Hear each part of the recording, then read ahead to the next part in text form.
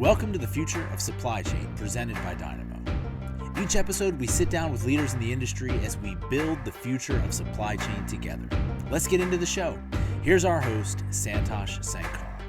Hey, ladies and gents, welcome back to the Future Supply Chain Podcast. I'm your host, Santosh Sankar, and I'm joined here today by Michael Murray, Senior Director of Inventory Management Solutions at DSV. Welcome, Michael. It's great to have you on. Hey, thanks, Santosh. I'm glad to be here.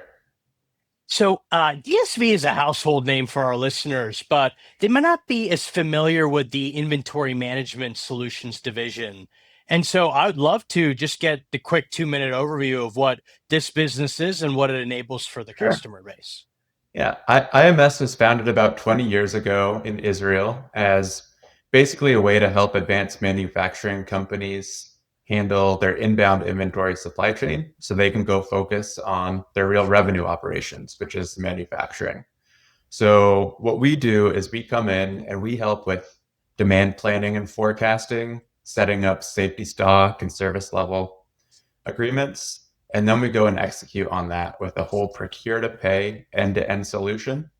And at the end of that, we actually will help consign inventory and keep it off of our customers' balance sheets so that they can really lower the total cost of ownership and the total cost of producing whatever they're manufacturing. We've focused mostly on the semiconductor industry, which is, I think, a really complex supply chain with a lot of moving pieces. And especially, we've been really successful with spares inventory. So rather than components or raw materials that go into the final product, we're really focused on the spare parts that keep machines and factories up and running to minimize as much downtime as possible for that factory. And what's the Michael story? How did you go from British literature expert to the world of inventory management? That too for some of the largest semiconductor companies out there. Yeah, so, it was an interesting switch. I originally thought I would go into marketing, but like a lot of people our age, I graduated in the middle of a financial crisis. So for me, I found the first job that I could, and I thought it would last maybe 6 months to a year. But it turns out supply chain is really interesting, and I kind of fell in love with it, and it's been 15 years for me now with IMS. Amazing. Amazing. I think, several hundred guests in, one of the commonalities is nobody really thinks about starting their career in this world of supply chain. Most stumble into it one Yeah, way or another. yeah, and that's definitely true for a lot of my colleagues. Though more and more, I'm seeing new college grads that are coming in with supply chain specific degrees and people that are really choosing to focus on that. And I think that's something that, COVID really changed Mhm. the general awareness of the supply chain. But for me, I had no idea it existed. Items appeared where I needed them. Well, now you are one of the professionals allowing and enabling that to happen for the semiconductor industry. And the first thing I want to chat about briefly is the Section 232 investigation. And for the benefit of our listeners, if you could break down what exactly this is and why it matters to the semiconductor supply chain. Absolutely. So the way I understand it, and while I'm a supply chain expert, I'm not a trade expert, so bear with me here. But Section 232 allows the Department of Commerce to go in and investigate if there are any national security implications of different trade agreements, different trade setups. So with semiconductor in particular, we really realized this during the pandemic, but it's very reliant on manufacturers in Asia, both at the raw material and component level, up through inventory spares, like we typically focus on, and then even finished goods. And, I think there's a lot of concern that different countries could stop America from having access to chips, which we need not just to run our day-to-day life, to do this podcast, but also for military activity, for keeping the power grid active, and really for any day-to-day life. So there are absolutely some national security implications with the semiconductor trade, and I think that's where we're at today. And so we're recording this episode middle of June 2025. And we wake up every day and kind of new details in this trade war continue to unfold. So it's safe to say it's a highly dynamic and fluid situation. But I'd be curious, as of what we know today, what are the largest near term disruptions this investigation could cause as you think about that Asian supplier base and ultimately kind of the US manufacturing or buyer base in Yeah. this value chain? So I think one of the biggest impacts is as we add tariffs to imports from other countries, uh, there's really a lot of pressure on U.S. manufacturers to move their supply chain either back into the U.S. or to maybe reclassify parts and get exceptions. And I think the biggest disruption is that there's just potentially an availability gap. If you're waiting, you want to control costs, and you're waiting to buy something until you get the exception that you need, or waiting until you've stood up manufacturing within the U.S., and that's going to impact your ability to go and produce chips today. And so, with that, from your vantage point, are there some smart, resilient strategies you're seeing clients deploy to kind of manage the thought or the risk of disruption? And I'd love to kind of hear about things, whether there's kind of tried and true strategies from like the textbook of supply chain management, or kind of new novel ideas that you've heard or kind of observed being executed on. So one of the best things to do is always to put pressure on your suppliers to absorb more cost on their side. And that's definitely a proven strategy. Some of the tariffs that we're experiencing right now are too high for the supplier to bear the burden of the cost. They're far exceeding any margins that supplier might have. And they're saying, no, I absolutely have to pass this on, or I can't continue to do business. So when we get to that point, it looks like right now the fastest way to handle some of these tariff problems is to find exceptions rather than to change the manufacturing location. It's working on getting different HTS codes added to an exception list, making sure that the items you're buying are classified under the correct HTS code, or setting up your manufacturing facility as part of a free trade zone and importing goods directly into your free trade zone. And those are really workarounds for the tariff process rather than solutions. And that, to me, that's been the most successful thing so far. And for our audience who's not as conversant with kind of trade compliance and customs, could you expand on kind of the concept of HTS coding? So that's where my trade expertise ends. I know what an HTS code is because we record them, but I don't totally understand the details. It's really it's a classification system for the type of good that you're importing, and uh, we've seen in the news that there are some exceptions being granted for goods imported specifically for semiconductor. So within that, my understanding is there's a list of HTS codes that have been basically said these are exclusively for semiconductors, so they're part of the exception. But they were importing really simple components, things like cabling or power generators that could be used in other applications. Maybe those HTS codes aren't part of this semiconductor exception. So then it's figuring out, can you reclassify or can you add this HTS code and get that as part of your workaround? Understood. And kind of related to all this is onshoring, right? Hot Mhm. topic for the last several years, especially in the realm of semiconductors. Yeah, But what are the real obstacles in scaling up such domestic production? This is a non-trivial effort. absolutely. So really, the conversation opened up during COVID. And it became more of a conversation of nearshoring than onshoring, but trying to shrink the supply chain a little bit and make sure that there was more diversity of sources to get things. So as someone in the US, that really meant, can we stand up manufacturing maybe in Mexico or elsewhere in Central America? In Europe, a lot of times they're looking to some of the countries in Eastern Europe that still have a lower cost of labor than Western Hmm. Europe. And it was just about bringing things closer. The closer you have inventory to where you need to use it, the less you have to store because you have smaller lead times.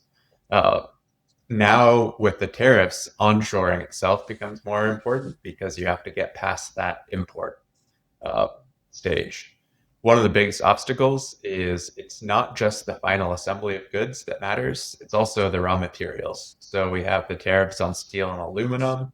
A lot of plastics materials will be produced overseas, and we don't have the manufacturing capacity today to do all of that, to get the raw Yeah. materials and to do the assembly and the finished production. Uh, and it just takes time to set that up. With a lot of that raw material sourcing too, uh, there are tighter environmental regulations in the U.S. that might prevent that. No one really wants to live next door to a plastics factory, so that's definitely an obstacle as well. And so, are there certain things, or rather, specifically trade-offs when we think about cost and control in sourcing for the semiconductor industry that should be weighed amongst those kind of larger tier one organizations in this world? Absolutely. So semiconductor, I think, is probably the most complex supply chain out there. Aerospace gives it a run for its money, certainly, but when we're talking about all of the individual spares that go into keeping a tool up, and then all of the components and raw materials, uh, your end product is being measured in nanometers and microns. It's very precise. So most semiconductor companies require extensive testing and white papering of any product before they input it into their manufacturing process, just to see how it's going to impact yield. And uh, it makes it difficult to go shop around on the open market. uh, Even if a supplier is relocating a factory, let's say from Southeast Asia into Central America, uh, when they bring up that new factory, you have to make sure that they're manufacturing to the same spec.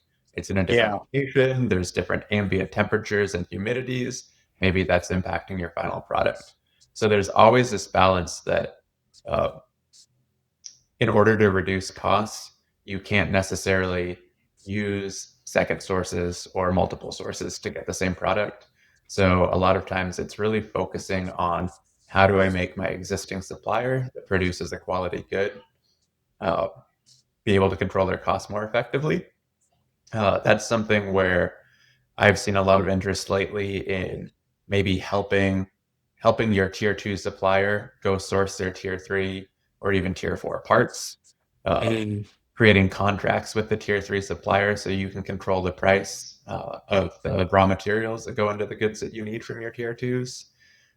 There's also transparency of forecasts. If you leave your suppliers guessing what they need to produce, what they need to go source in order to produce that, then the cost will always be higher. But if you can help them go and really understand the forecast, what you need, maybe even provide commitments to buy, uh, that's going to help them lower the unit cost. Uh, on the other hand, you lose some flexibility. So Sure. And so, the undertones of this have been almost kind of a balance of lean inventory and then kind of the associated supply risk one might have if you operate too lean. mhm. And the thing I'm curious about is, are companies kind of rethinking in this post COVID trade war world, just even the concept of inventory, and maybe, going as lean as we have the last 25 years isn't the answer. But equally, overbuilding stock is also not the answer because the Yeah. drag that causes.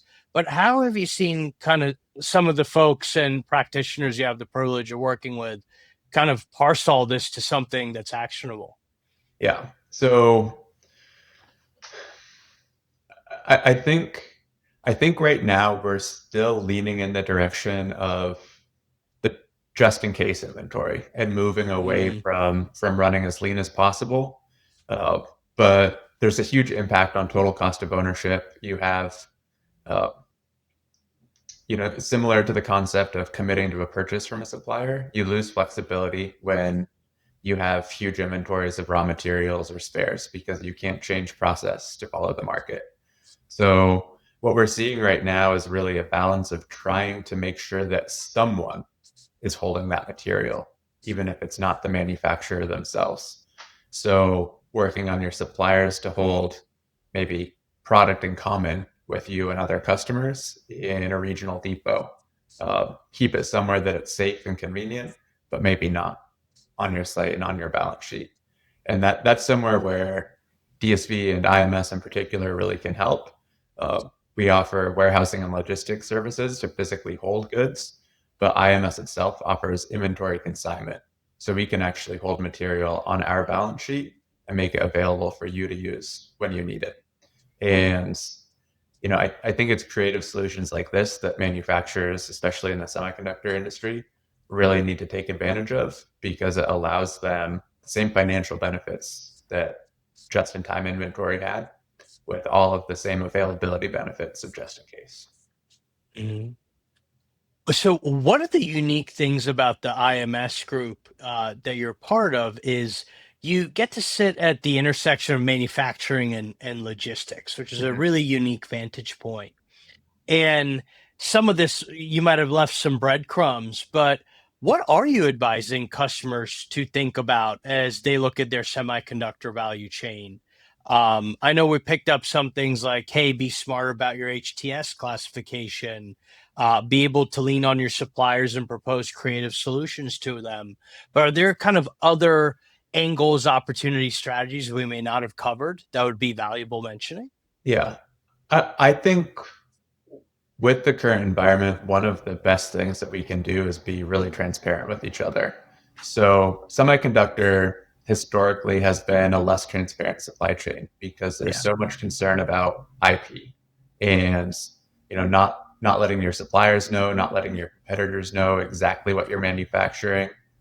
You don't want to give up any of your secret formulas.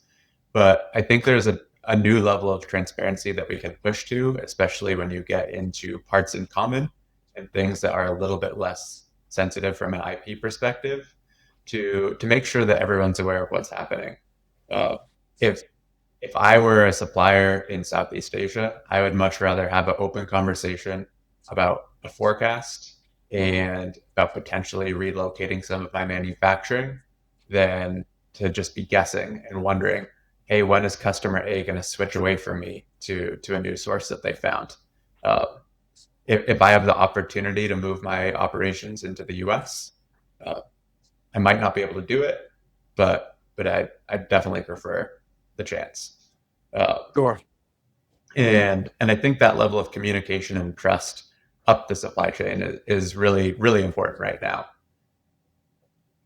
And are you finding that kind of transparency feels like this timeless problem that kind of waxes and wanes in and out of supply chains? But it sounds like right now, when we say transparency, it's not necessarily just the inventory level sitting in a depot or where a particular piece of freight is moving through kind of the It, supply chain. it's It's also just about how you can work together. mm, One word that I've heard a lot recently from my customers is partnership. So they're starting to treat it less as a customer supplier relationship and more as a strategic partnership. And we push that up the supply chain as much as possible as well. If you're working together towards a common goal, right? The more that a foundry can produce, the more that their suppliers can produce and sell, the more that their suppliers can produce and sell. Everybody wins in that.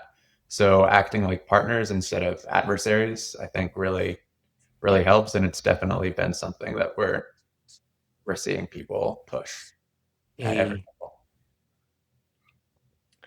So, zooming out here, What does this moment we're currently in tell us about the future of industrial supply chains and trade policy? Because it certainly feels like we're in the throes of a new era of like supply chain nationalism. You mentioned a lot of this is dictated by certain sovereign national security concerns. But oddly enough, part of the answer is not being more secretive, it's being more collaborative and open about certain situations, but kind of like curious your macro take. How do you think about all this at a high level? Um, it's tough to answer this question without revealing myself politically. But I've always been a proponent of free trade. Uh, you know, I understand that the national security implications, and if you have countries that are acting in bad faith, it's very difficult to act in good faith and not get taken advantage of. But I really think in global free trade, everyone can win, especially if you work together with the other good faith actors to punish anyone that's operating in bad Sure, faith.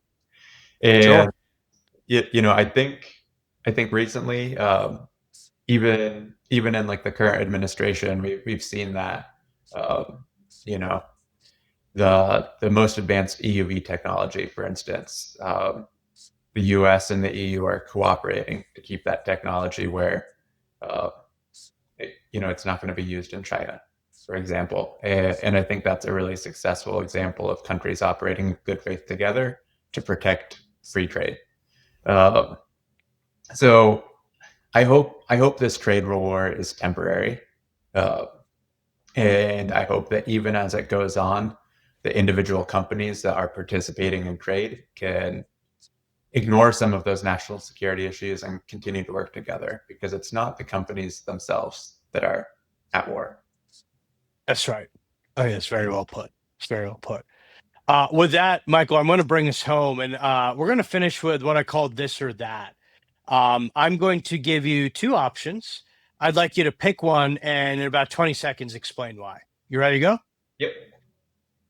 First up, just in time or just in case? So I mentioned earlier, this is something where you can have the best of both worlds with IMS, Ooh. because we can provide consigned inventory that's ready for you exactly when you need it, but it stays off of your balance sheet. So that's something where you don't need to pick either of those. Amazing. Next up, onshoring or friendshoring? So I think you can guess. I'm going to say friendshoring. Keeping those good relationships both between the constituent countries and the companies that are involved with them is the best way to do things. And then finally, long-term contracts or spot market agility? So I like long-term contracts with some level of flexibility involved in the contracting. That long-term relationship helps build the trust, so we can get the transparency and the friendliness that I think really make us most effective. Amazing. Oh, that, Michael, appreciate you joining us, sharing a bit about what you and the ISM team are doing, and equally educating us a bit on this really dynamic aspect of industry related to supply chains. So, like us at Dynamo, we are very pro free trade. We look forward to kind of seeing what type of resolution the world ultimately settles on, and equally, you get to operate it. Yeah, absolutely. Thank you so much for having me. Absolutely. Cheers. Thanks for watching. Follow us at dynamo.vc for all the latest episodes. We'll see you next time.